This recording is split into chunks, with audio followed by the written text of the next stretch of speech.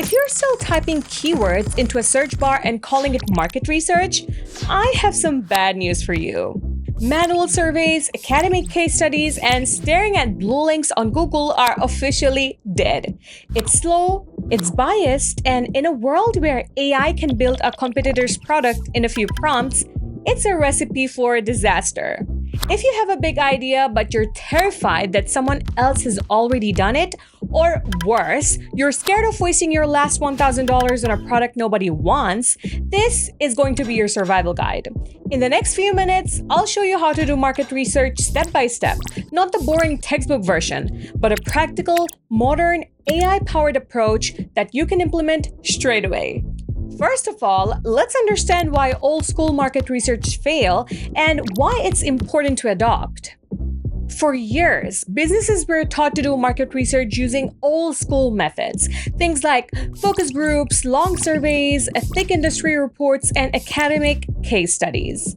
Focus groups sound good in theory, but in reality, they're expensive, slow, and often unreliable. The person running the session, even without realizing it, can influence the answers just by how they phrase a question.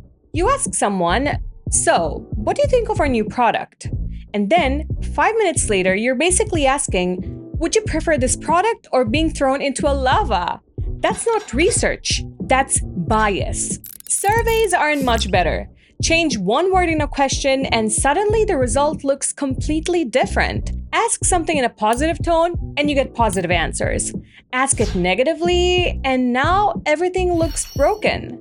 And don't get me started on research reports. By the time most of them are published, the market has already moved on, especially in fast-changing industries. If this sounds bad, it's because it is. But market research itself is not the problem. The way people do it is. In 2026, effective market research comes down to understanding 3 simple things. Who are you actually trying to reach? What they say they want? And this is the most important part, what they actually do. Because people will say a lot of things, but behavior tells the truth. Before we touch tools, AI, or platforms, you need a clear way to think. And the framework I'm about to share comes from analyzing how top SaaS companies, creators, and product teams actually make decisions. And it's simple enough to remember without writing anything down. Everything starts with one question. Who is this really for? And if your answer is everyone, we've already found the problem. Your answer must resonate with real people dealing with real problems in real situations. If you're launching something new, look at competitors who are already selling successfully. Pay attention to who they're talking to, who's engaging with their ads, and who's leaving reviews. And in case you already have customers, you're sitting on a gold mine. Don't look at all of them. Look at the top 20% who actually renew and stick around. When you map them out, you'll see the pattern. They aren't just the same age. They have the exact same frustrations and the exact same goals. Now that you're clear on who this is really for, the next step is understanding what they say they want. This matters because it shapes everything: your messaging, your content, your positioning.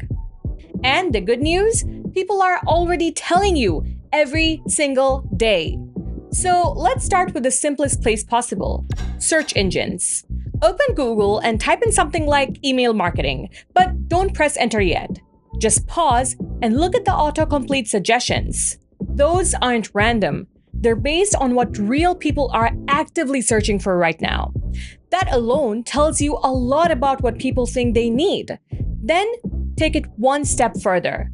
Pick one suggestion and keep moving. You're not looking for volume, you're looking for language.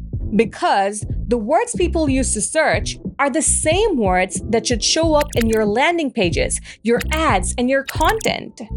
Now, Google isn't the only place this happens. Some of the best insights live outside search. YouTube comments, Reddit threads, community posts, support tickets. These are raw, unfiltered conversations.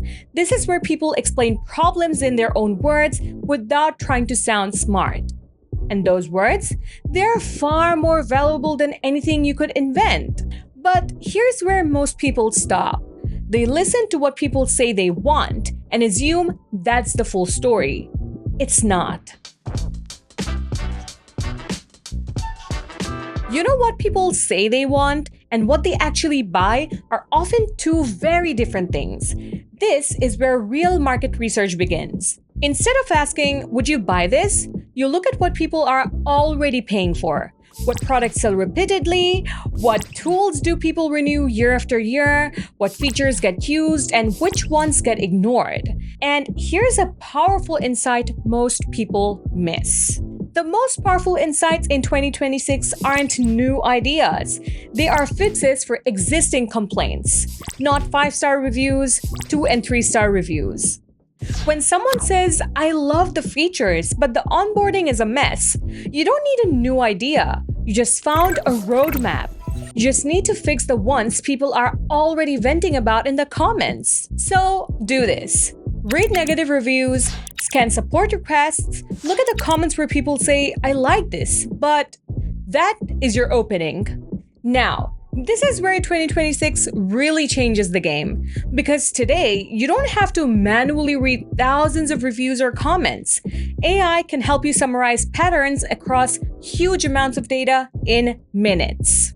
You can summarize feedback, spot repeated frustrations, analyze competitors, and serve patterns in minutes that would have taken weeks before.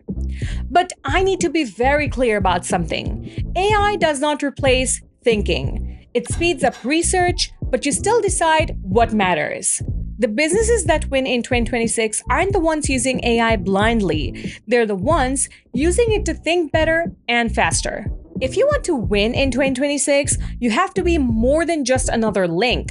You have to be a source of truth that AI engines trust enough to cite.